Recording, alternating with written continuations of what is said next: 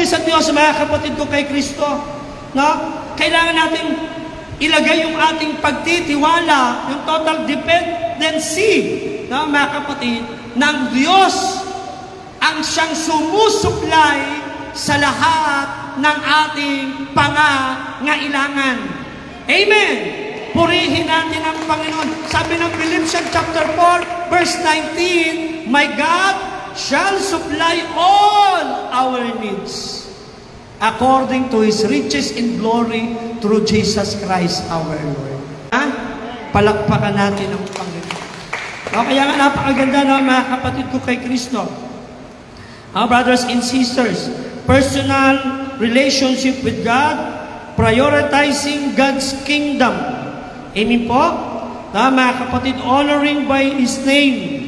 Mga kapatid, at sabi rito, no, sa susunod, bigyan mo kami ng aming makakain sa araw-araw.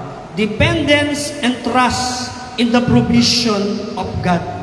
Amen. Napakahalaga mga kapatid ko kay Kristo sa ating pananalangin, sa itinuro ng ating Panginoon, yung ating lagiang paghingi. Yung iba naman, itong mananalangin, paghingi na lang kaagad paghingi na.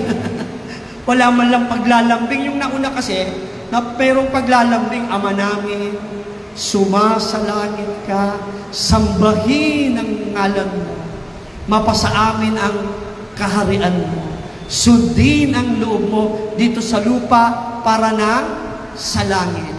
Kung ilalapit natin niya sa tatay natin dito sa lupa, ang bait-bait mo naman.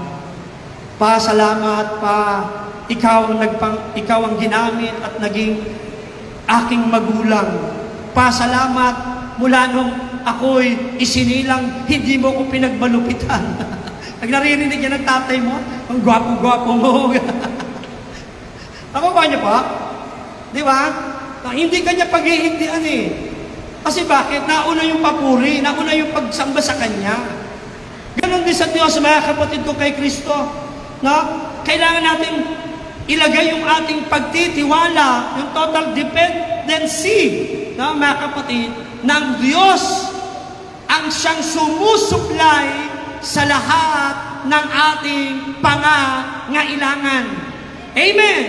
Purihin natin ang Panginoon. Sabi ng Philippians chapter 4, verse 19, My God shall supply all our needs according to His riches in glory through Jesus Christ our Lord. Kailangan nating hingin sa Diyos. Kailangan natin, mga kapatid ko kay Kristo, pag meron tayong pangangailangan, lagi nating iisipin, ang Diyos ang aking hihingiin o hihingian. Amen po? Kasi nasa Kanya ang lahat ng bagay. At kapag sa Diyos tayo lumapit na may buong pagtitiwala sa ating pananalangin, mga kapatid, hindi ka makakaranas ng kabiguan. Amen?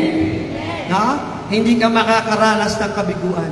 Minsan nadidelay na, mga kapatid ko kay Kristo. Minsan mararanasan mo parang hindi dumarating.